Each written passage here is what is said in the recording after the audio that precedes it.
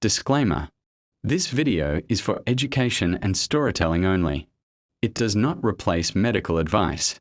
If a child is very weak, unusually sleepy, not urinating, has blood and stool, or cannot keep fluids down, please go to a clinic or hospital urgently.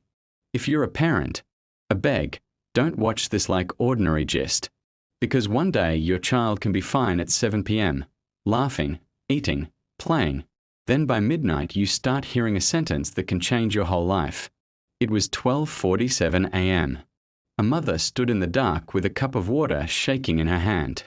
Not because the water was hot, because her heart was hot. Fear, confusion, prayers, all mixed together. And the child kept running to the toilet. This story is about Ada. And before this episode ends, I want you to notice 3 early things parents often ignore, because those small signs are usually where the danger starts. Also, please stay till the end, because episode 2 is where community advice enters like Nollywood villages. Everybody with opinion, nobody with solution. And a nurse will ask one simple question that will break a father's pride completely. Now let me take you back to where this began. Ada was 10 years old. Bright girl. The kind of child teachers love because she asks smart questions and still greets you properly. In her class, if teacher asks a question and nobody answers, Ada's hand is already up. At home, she wasn't the spoilt child type. She helped. She understood struggle. Her father, Papa Chinedu, was a farmer. Strong man. Proud man. The kind that believes you don't complain, you push through. Her mother, Mama Ngozi, sold vegetables in the market. Soft heart, strong hustle. The kind of woman that can turn small money into food for 5 people and still keep change. And Ada had a dream she mentioned almost every week. She wanted to become a nurse. Not because she liked uniform, no. Because she once saw a nurse help someone and she never forgot it. So on a normal day, Ada would wake up early, dress for school, run small errands, then help her mum and still do homework. She was that kind of child that makes parents say, "God, thank you." That week was normal. Nothing looked like trouble. Until one afternoon, hunger and tiredness entered the same room. That day, Ada followed her parents to the farm. And this was not let's go and take picture farm. This was real farm. Cassava, soil, sweat, hands deep in the dirt, nails carrying history. When they finally returned home, hunger was doing press conference in everybody's stomach. Mama Ngozi boiled yam. She brought out palm oil. Small salt. Simple enjoyment. And this was one of those moments where food tastes like love. Ada dropped her bag, sat down, and started eating immediately. No proper hand washing. No soap. No let me rinse first. Just hunger. She even smiled and told her mum that the yam was sweeter than school food. Mama Ngozi laughed and said, "And a hunger day escort you, my dear. Eat." Everybody laughed. Everybody was relaxed. And that's the scary part. Because many people do this and nothing happens, so the mind starts believing it is safe. But germs don't announce themselves. Sometimes your body fights it and wins. Sometimes, the germs win quietly. That evening, around 7 p.m., Ada became quieter than normal. She wasn't her usual lively self. Mama Ngozi noticed and asked what was wrong. Ada said her stomach felt somehow. Not sharp pain. Not fever. Just somehow. Mama Ngozi touched her forehead. No fever. She even joked and said maybe it was the palm oil. She said, "This palm oil sometimes it behaves like it has its own plans." Ada forced a small smile. She drank a little water and tried to sleep. Now, parents, this is usually where we relax. No fever. Child is talking. Child is still moving. We assume it will pass. And sometimes it does. But sometimes, that somehow is the beginning of a bigger issue. By 10 p.m., Ada ran to the toilet. First time. Mama Ngozi heard the movement and asked if she was okay. Ada answered yes. But by 11 p.m., she ran again. Then again. Then again.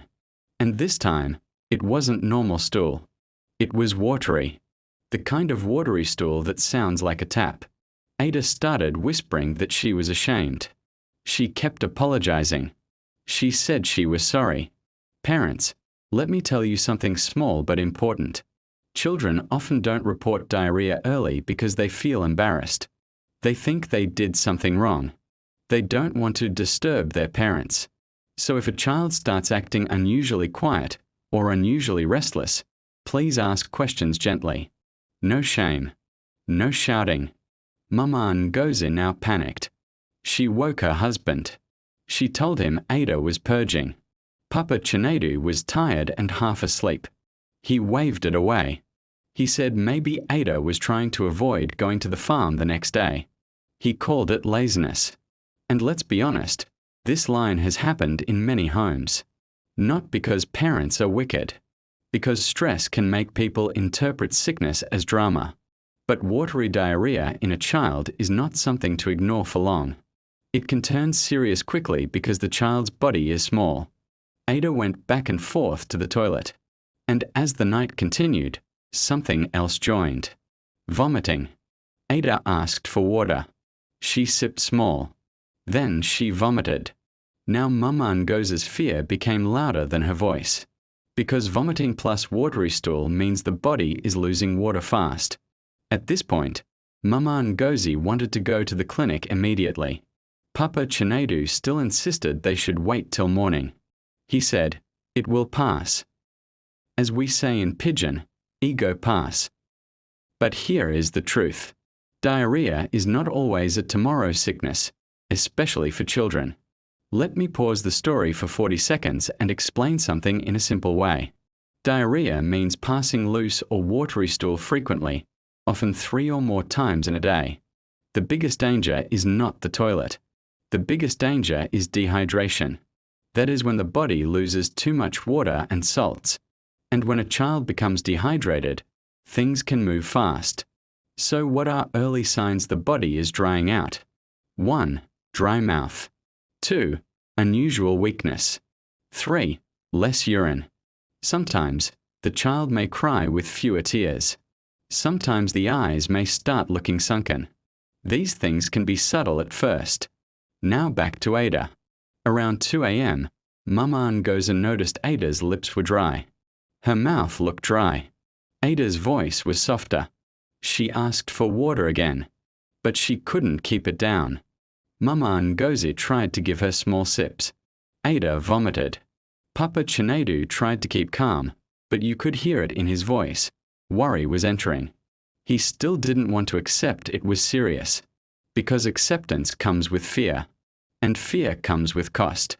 This is where many families get stuck. In that house, nobody slept. Every time Ada stood up, Mama Ngozi's heart stood up with her. Every time the toilet door opened, fear entered the room. And this is another thing parents should know. A sick child at night can make a home feel like a different universe. Even the wall clock sounds louder. Even the darkness feels heavier. And because the child is small, every sound feels like an alarm. Around 3 a.m., Mama Ngozi begged again. She said, "Please, let's go now." Papa Chinedu said they would go in the morning. He said it again. It will pass. Now here is a small education moment for parents, and I'm saying it with respect. If your child is having frequent watery stool and vomiting and becoming weak, that is not the time for pride. That is not the time for let's wait and see. It's okay to hope it will pass, but don't use hope to replace action. Hope is not treatment. Action is. Mama Ngozi kept cleaning Ada, kept changing the bed, kept begging her to sip water, and Ada kept apologizing. That part is what breaks many parents, because you start realizing the child is not stubborn.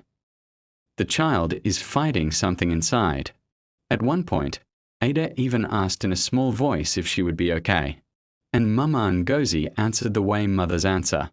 She said yes, even though she didn't feel sure, because mothers are brave like that. Now, Let me drop the first big hook that will make you stay. In episode 2, you will see how this family made one common mistake that many homes still make today.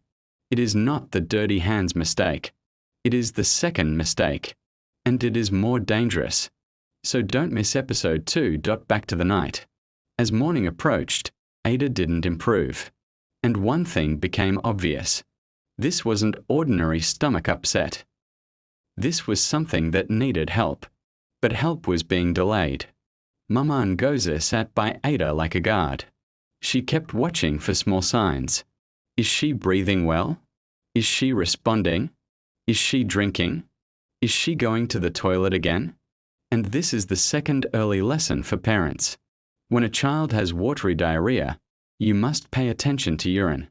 Is the child still urinating normally? If urine reduces significantly, dehydration may be getting worse. Now, I'm not saying every diarrhea means death. No. Many children recover very well with early rehydration and proper care. But the key word is early.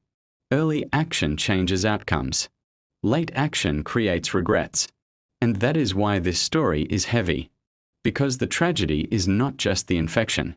The tragedy is the delay. Now let's end episode 1 exactly where the danger becomes louder. The sun was almost coming out. Ada was weak. Mama Ngozi was exhausted. Papa Chinedu was still saying they would wait a little. And at that moment, you can feel something in the air. Like the house is standing at a junction. One road is quick action. The other road is delay. And the road chosen will decide the rest of the story. Episode 1 ends here. In episode 2, WhatsApp University will enter the house with loud advice. People will suggest herbs. People will suggest stopping water. People will suggest random antibiotics. And in the middle of that noise, Ada's body will get quieter. And the family will rush to the clinic. Then the nurse will ask one simple question. Has she been urinating today? And that question will change everything. If you want episode 2, type episode 2 in the comments and I will drop it immediately.